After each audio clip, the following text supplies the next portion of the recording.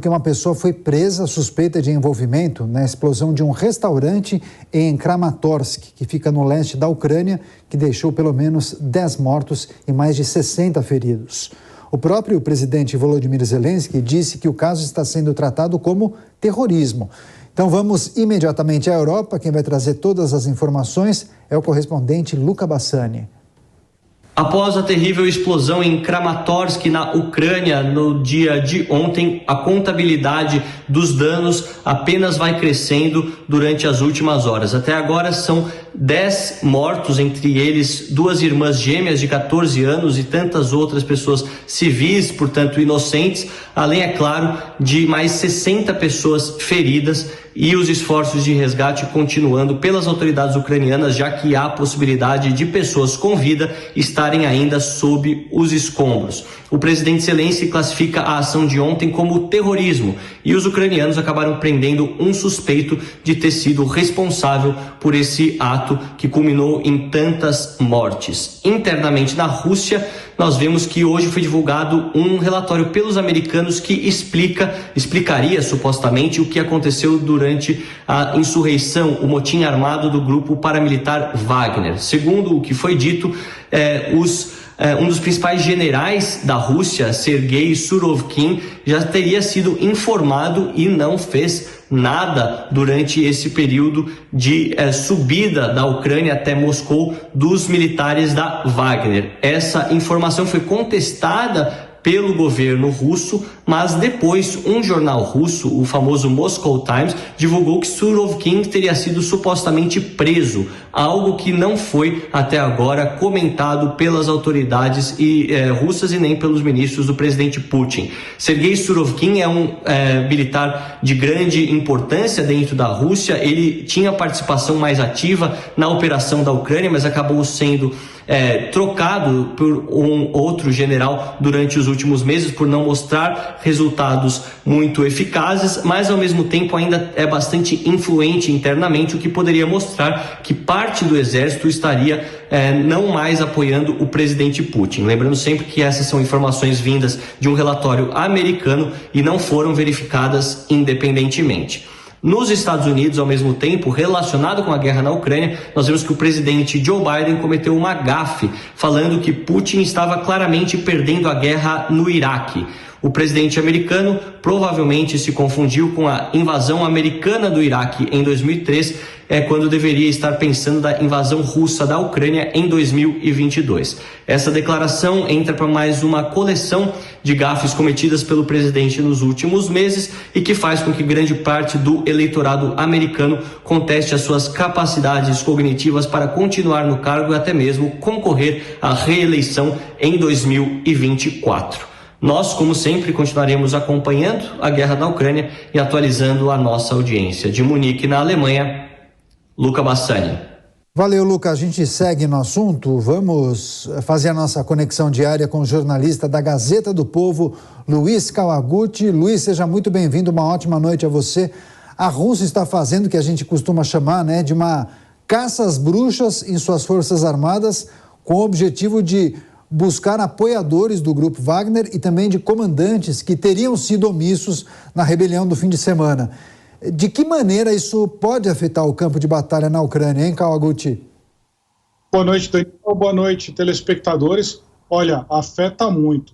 O Luca já trouxe o principal acontecimento dessa caça às bruxas, que teria sido a suposta prisão do general Surovikin. Quem é esse general? Ele lutou na Síria durante muito tempo, ele é um general muito conceituado lá dentro da Rússia.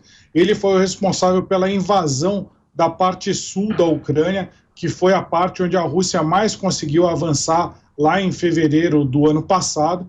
Só que ele era do grupo supostamente ligado ao Yevgeny Prigozhin, que é esse líder dos mercenários do Wagner Group, que foi o responsável por lançar essa rebelião contra o governo de Putin no último fim de semana.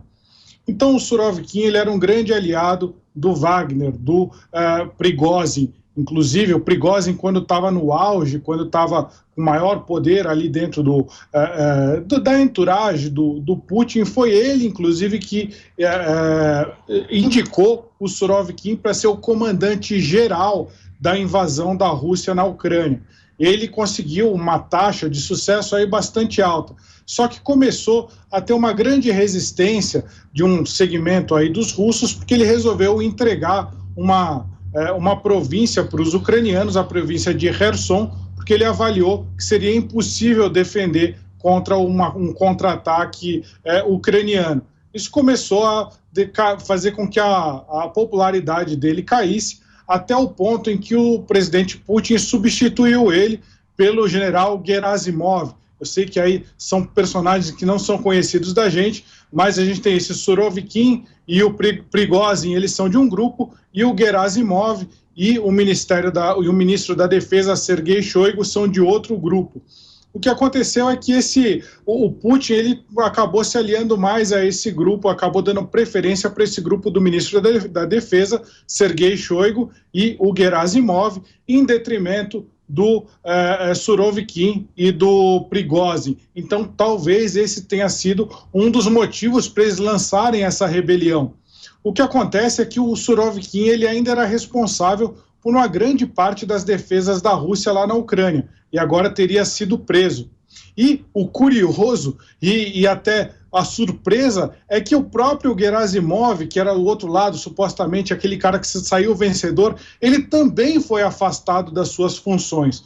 Por quê? Porque exatamente pelo motivo da rebelião. Falavam que ele era impopular, que ele não estava conseguindo obter resultados positivos na guerra da Ucrânia. Então ele está sendo substituído pelo mesmo motivo que fez o Prigozhin invadir a Rússia, entre aspas. E ele foi substituído por um outro comandante de fato, que se chama Terplinsky, Mikhail Terplinsky. Ele também é considerado aí um linha dura, da mesma forma que o Surovikin, da mesma forma que o Yevgeny Prigozhin.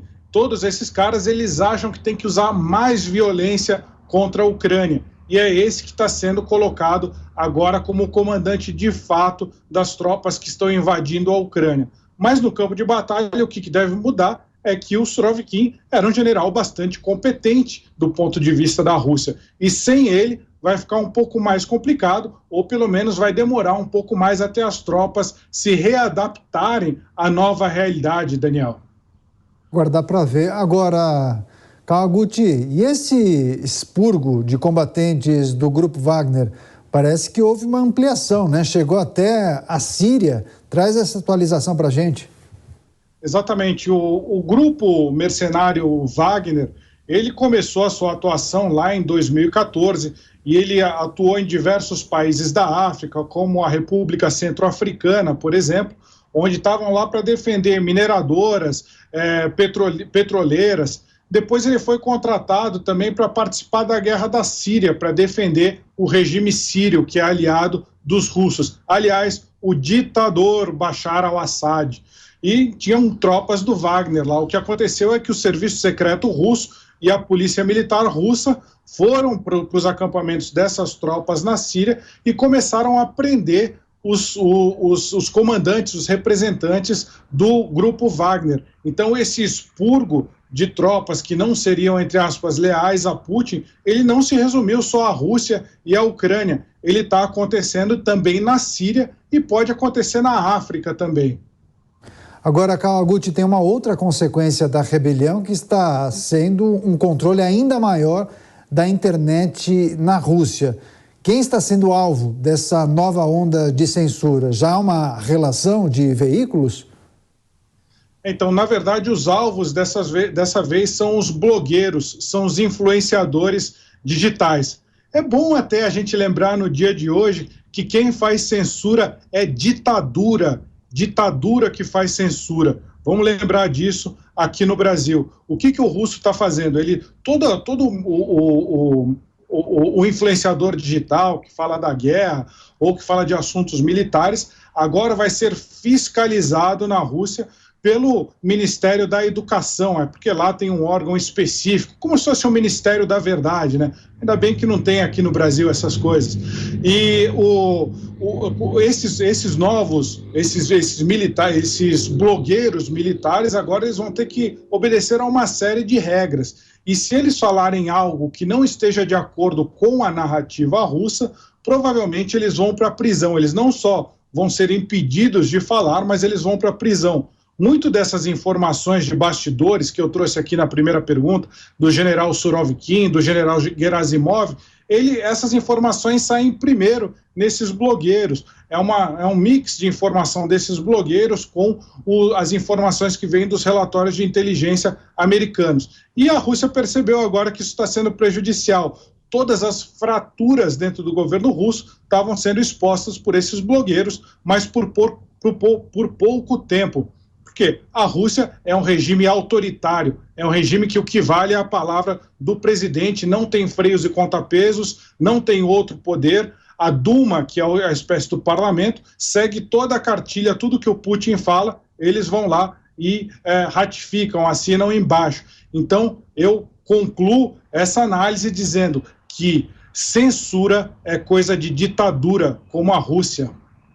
É isso, registro de Luiz Kawaguchi, jornalista da Gazeta do Povo, todos os dias aqui colaborando com a gente no Fast News. Kawaguchi, muito obrigado, uma ótima noite a você e até amanhã.